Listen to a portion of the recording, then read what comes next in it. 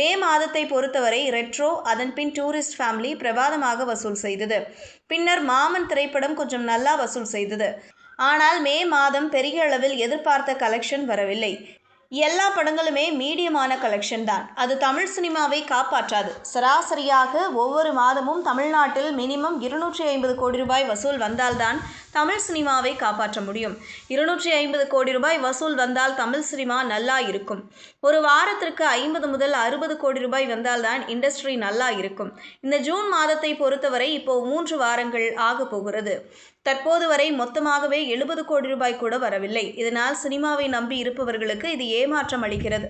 தற்போது அனைவரும் நம்பி இருப்பது வருகிற 20ஆம் தேதி ரிலீஸ் ஆகும் குபேராவும் DNA படமும் நல்லா போகும் என்றுதான். அதன் மூலம் நல்ல வசூல் வரும் என நம்பிக்கொண்டிருக்கிறார்கள். அடுத்ததாக 27ஆம் தேதி விஜய் ஆண்டனி நடித்த மார்கன் படம் ரிலீஸ் ஆகிறது. இவையெல்லாம் நல்ல வசூலை கொண்டு வந்தால் இந்த மாதத்திற்கு ஓரளவுக்கு சமாளிக்கலாம். திரையரங்க உரிமையாளர்கள் கரண்ட் பில் கட்டணும், சம்பளம் கொடுக்கணும். இதெல்லாம் படம் நல்லா ஓடுனாதான் செய்ய முடியும். திரையரங்குகளின் பிரச்சனை ரொம்ப பெருசு. அவங்களுக்கு கிராஸ் கலெக்ஷன் வரவில்லை என்றால் அவர்களுக்கு ஷேர் தொகை வராது. ஷேர் வரவில்லை என்றால் அவர்களால் தியேட்டரை ஓட்ட முடியாது. ஆடியன்ஸ் தியேட்டருக்கு வரவில்லை என்றால் கேண்டீன் மூலம் கிடைக்கும் வருவாய் வராது.